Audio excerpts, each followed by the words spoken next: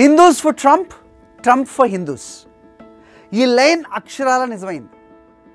ఎన్నికల్లో తన గెలుపులో కీలక పాత్ర, చాలా ఇంపార్టెంట్ రోల్ పోషించిన అమెరికన్ హిందూ కమ్యూనిటీకి వరుసగా రిటర్న్ గిఫ్ట్స్ ఇస్తున్నారు ట్రంప్. వివేక్ రామస్వామి, తులసి గాబార్డ్, కశ్యప్ పటేల్, భట్టాచార్య లాంటి హిందువులకు కీలక బాధ్యతలు అప్పగించి తన మార్క్ పాలన చూపిస్తున్నారు డొనాల్డ్ ట్రంప్. నిజానికి ఎలక్షన్స్కి ముందు ట్రంప్ హిందూ ఓటర్లను ప్రసన్నం చేసుకునేందుకు చాలా ఎత్తుగడలు వేశారు.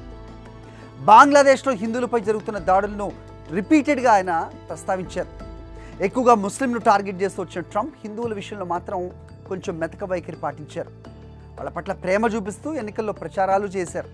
దీంతో 70% హిందూ అమెరికన్స్ ట్రంప్కు మద్దతుగా నిలిచారు. వచ్చే 4 ఏళ్ల పాటు అమెరికాను రూల్ చేయబోతున్న ట్రంప్ ఈసారి తన టీంలో హిందూ మూలాలున్న వ్యక్తులకు చాలా కీలక బాధ్యతలు అప్పగిస్తున్నారు కూడా. అయితే ఇదంతా హిందువులపై ప్రేమతో చేస్తున్నారా, కృతజ్ఞతా భావంతోనే చేస్తారని అనుకుంటే మీరు పొరపడినట్టే.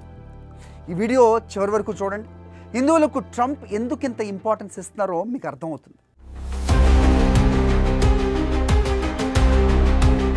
ప్రముఖ వ్యాపారవేత్త, హిందూ ధర్మానికి వీరభక్తుడు, ఈ పేరున్న వివేక్ రామస్వామికి డిపార్ట్మెంట్ ఆఫ్ గవర్నమెంట్ ఎఫిషియన్సీలో బాధ్యతలు అప్పగించారు ట్రంప్.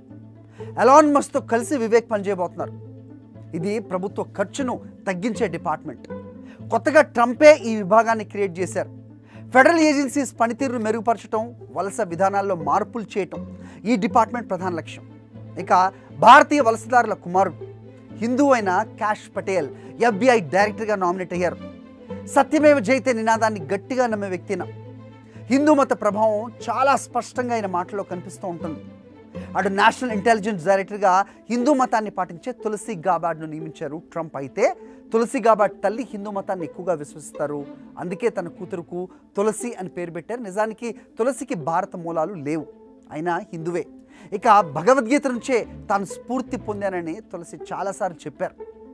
ఇక నేషనల్ ఇన్స్టిట్యూట్ ఆఫ్ హెల్త్ డైరెక్టర్గా భట్టాచార్య, ఈయన్ని ట్రంప్ నియమించారు. నిజానికి ఆయన ప్రస్తుతం క్రిస్టియన్, కానీ పుట్టింది మాత్రం హిందూ. ఇక అమెరికా ఉపాధ్యక్షుడిగా ఎన్నికైన JD వాన్స్ భార్య ఉషా వాన్స్ హిందూ సంప్రదాయాన్ని పాటిస్తారు. భారతీయ అమెరికన్లు, రిపబ్లికన్ పార్టీల మధ్య సాంస్కృతిక సంబంధాలను మెరుగుపరిచే వారధిగా ఆమె పనిచేయనున్నారు, లైక్ ఎన్ అంబాసిడర్.